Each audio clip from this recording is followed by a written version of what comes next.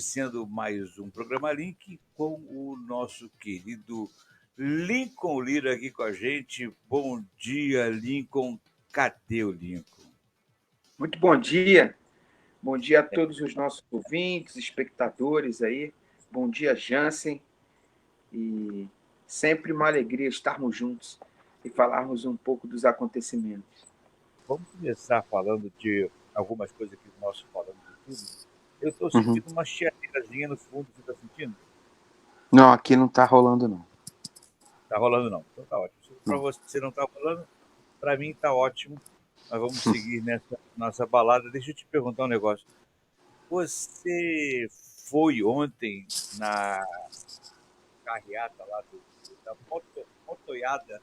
Motoiata, né? Não. Jair Bolsonaro, não? Não fui na motoiata, não, mas eu presenciei assim, um negócio gigante e me prejudicou, porque eu estava indo para a igreja de manhã e a saída da motoiata é aqui perto de casa, né?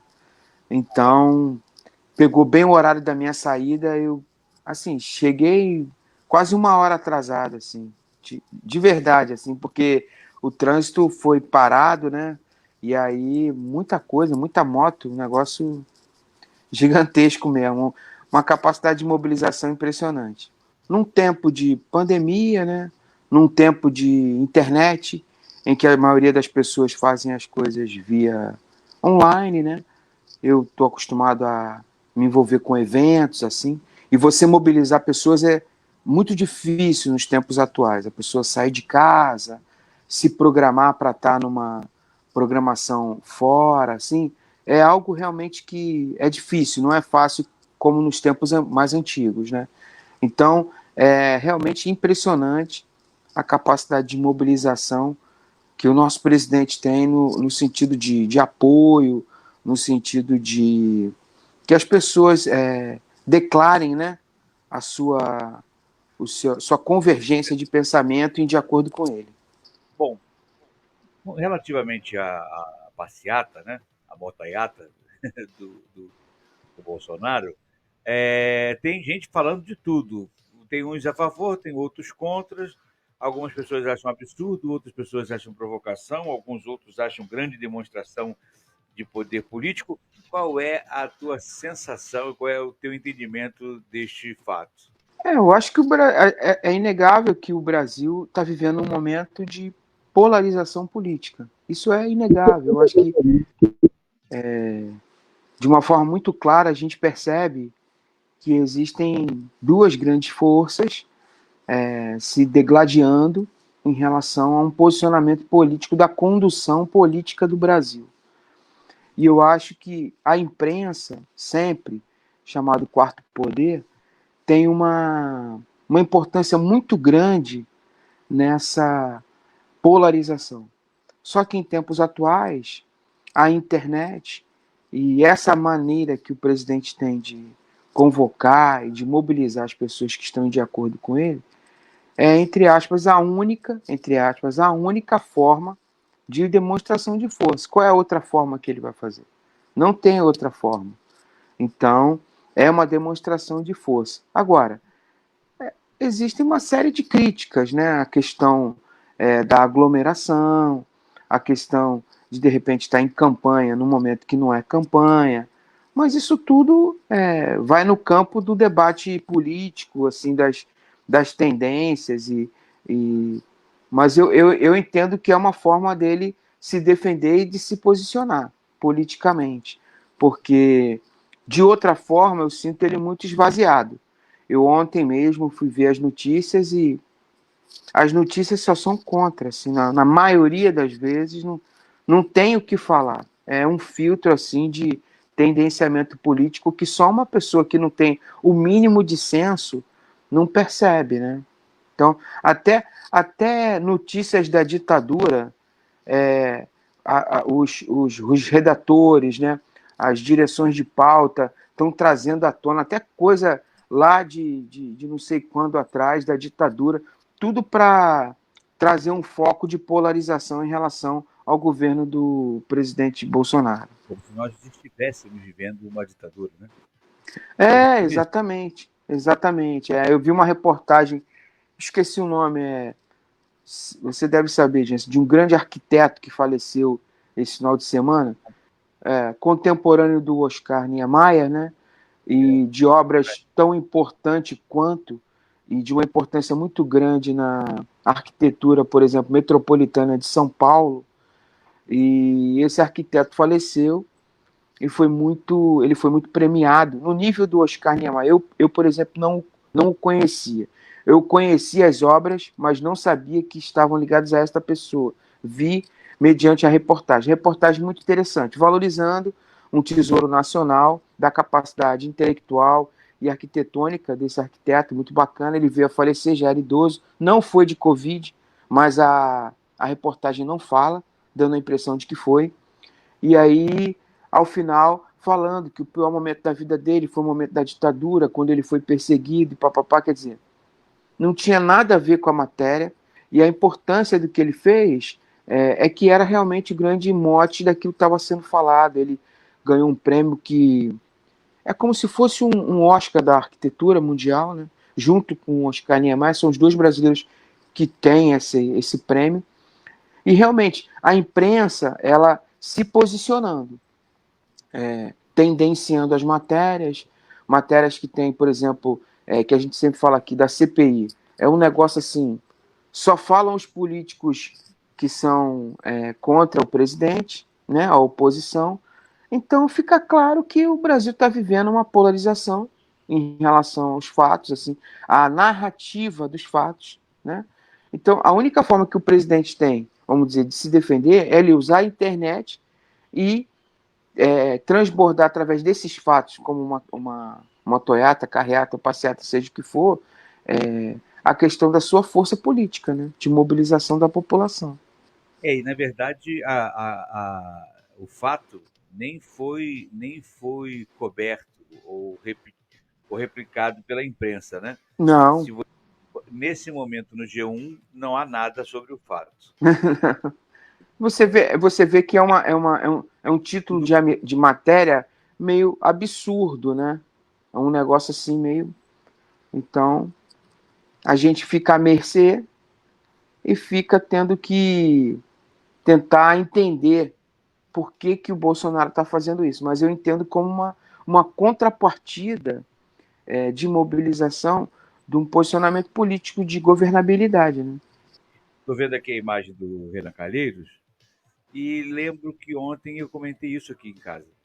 Jamais imaginei, há coisa de 1 ano e meio, 2 anos atrás, que Renan Calheiros e Globo fariam dobradinha juntos contra alguém. Eles fizeram um acompanhamento do dia do relator da CPI. Quase que quase aquela matéria que eles tinham, aquele quadro, um dia como repórter, né? Só faltou daqui Renan Calheiros, um dia como repórter do Fantástico. Só faltou isso. De tão ridículo assim, irônico que a gente possa comentar, né? Porque realmente é um absurdo. O Renan, uma figura política muito conhecida no Brasil, por mais que a gente tenha dificuldade de memória, a gente sabe dos acontecimentos. Imagina aqueles que a gente não sabe, né? Um cara que tem 11 processos no STF, um cara que tem assim todo um histórico. Fora os engavetados. Fora os engavetados, E aí ele passa a ser o protagonista de uma matéria acerca da CPI. Na verdade, ele não é nem o presidente, né? Então, é uma coisa muito assim, do que a gente estava comentando, né, Jans? É uma coisa muito polarizada que a gente está vivendo. Então, é até difícil você comentar e avaliar, porque, de certa forma, todo mundo se defendendo naquilo que é o seu interesse. A verdade é essa. Então, se o presidente faz uma motoiata fora de tempo, a imprensa, capitaneada pela Globo, faz um nível de matéria totalmente tendencioso e marrom, fazendo de nós, população, cidadãos, assim, como se fosse um joguete, né? Então, nós que temos minimamente um compromisso, massa de manobra, nós que temos o mínimo de compromisso com a verdade e a sensibilidade de discernir o que está acontecendo, a gente faz esse tipo de avaliação. Né? Eu peguei aqui a frase que eu escrevi, diz o seguinte: no Brasil, política tornou-se a arte da distorção, dizer do azul amarelo conforme a conveniência e o interesse. A verdade pouco importa se a narrativa sustentar bem a mentira.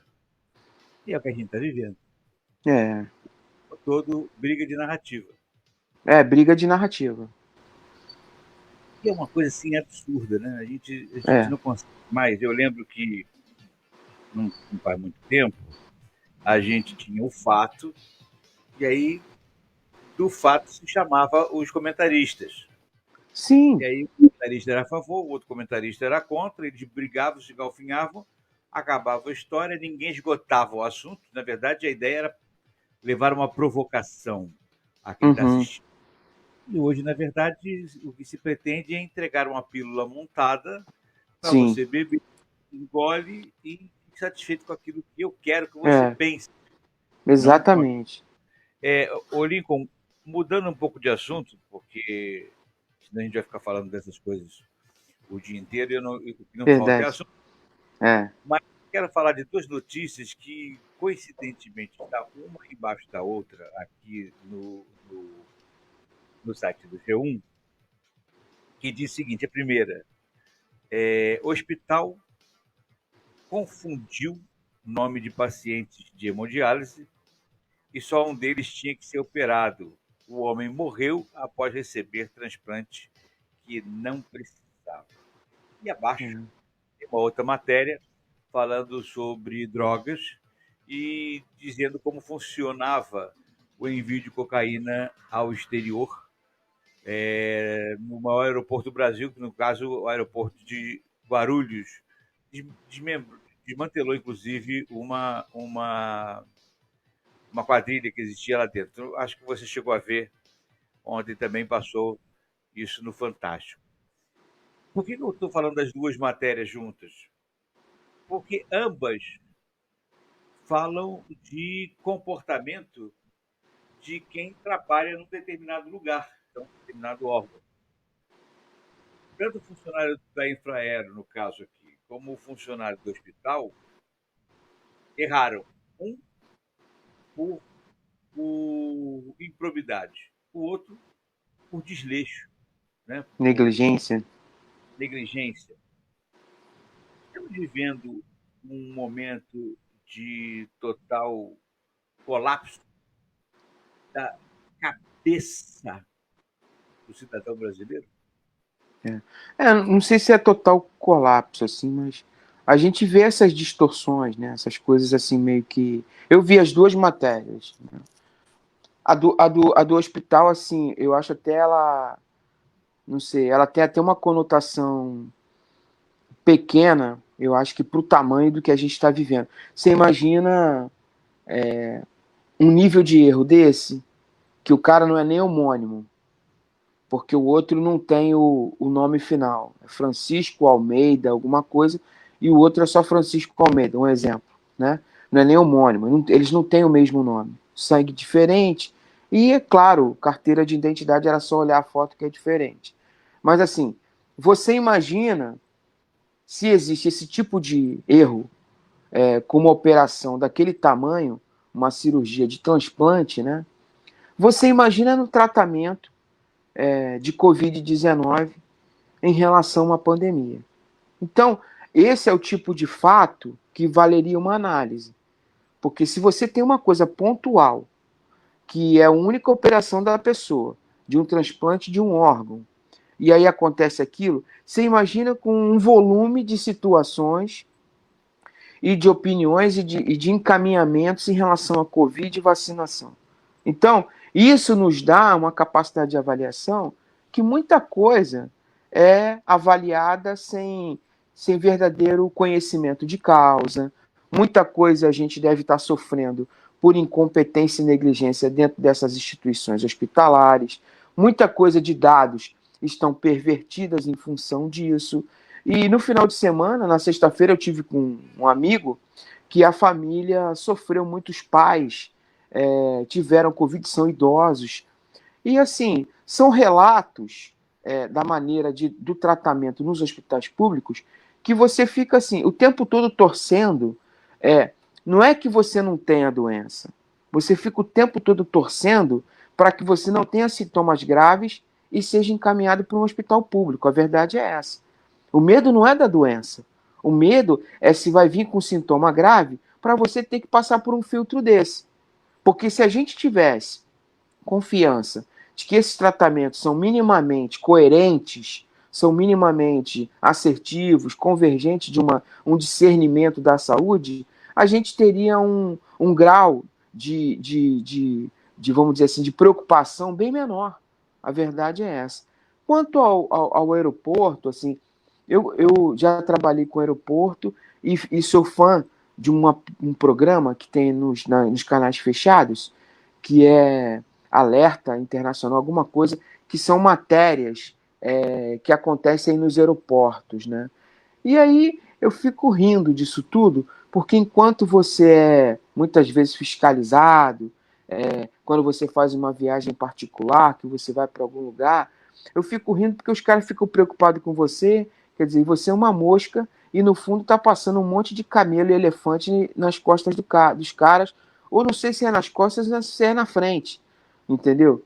Então, realmente é o que a gente vive, sabe? Às vezes a gente vê um discurso sobre algumas coisas, quando na verdade ele está distante desse tipo de realidade que a gente viu nessas duas reportagens.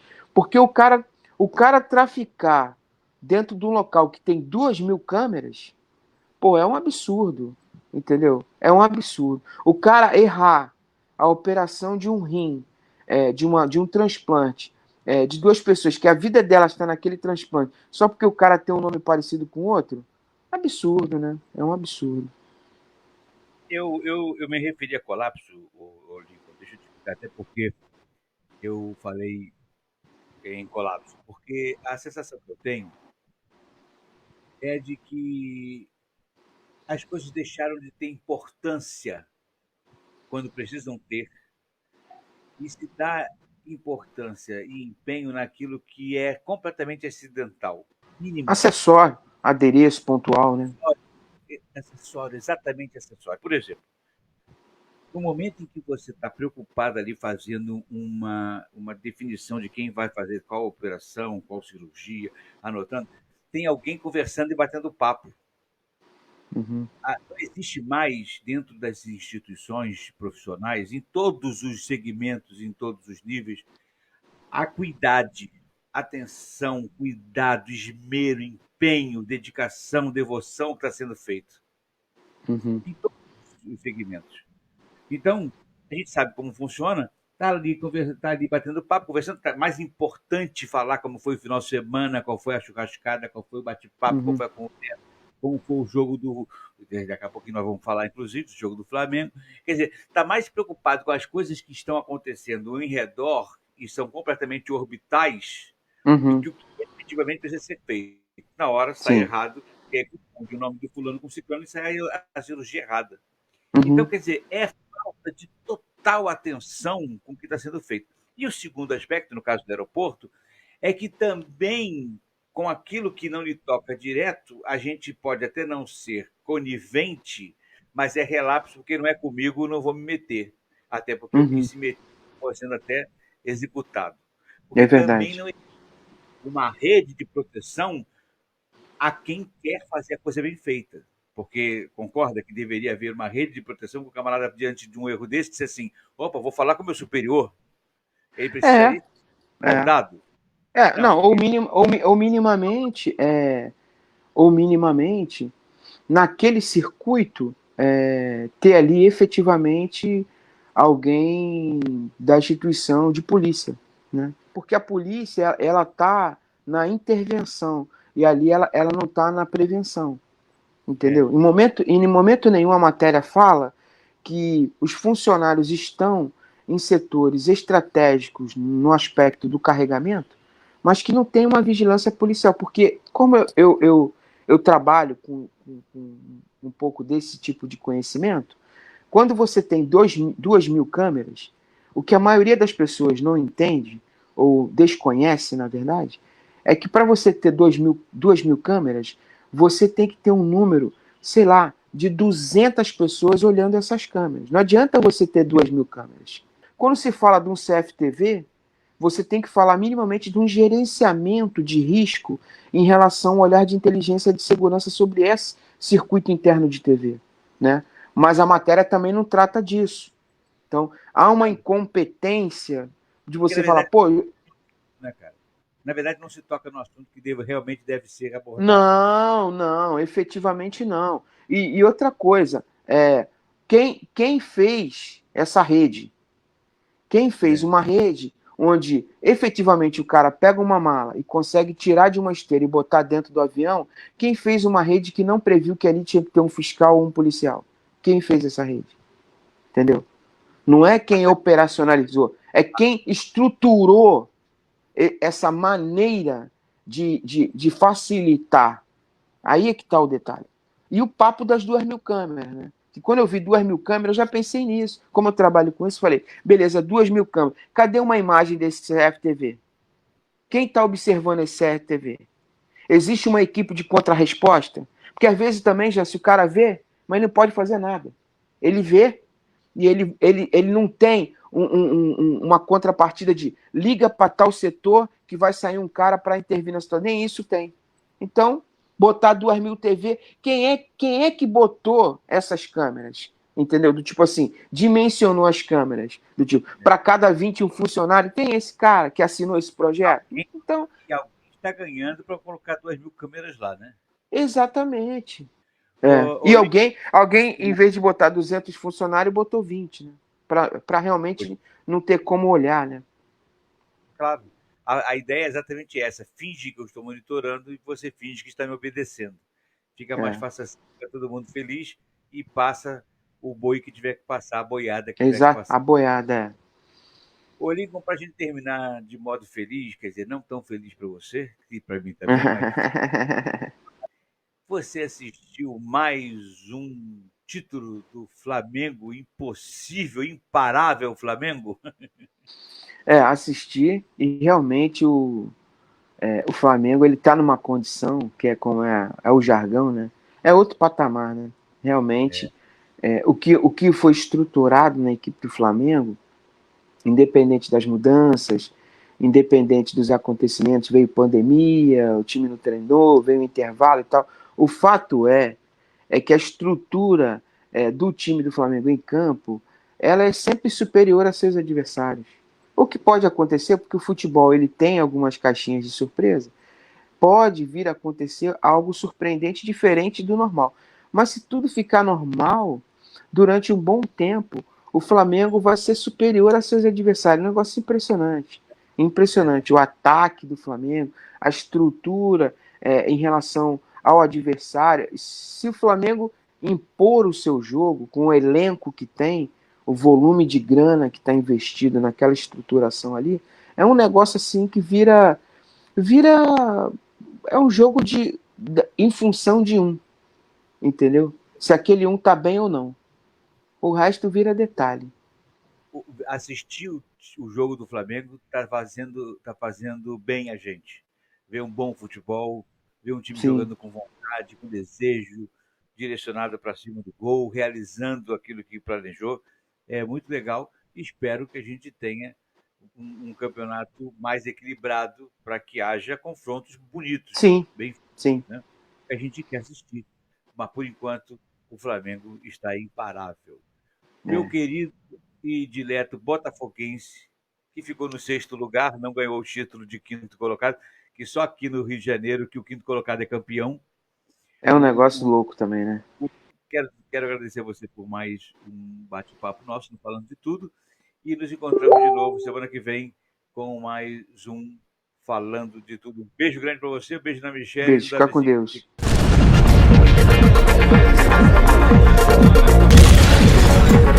Thank you.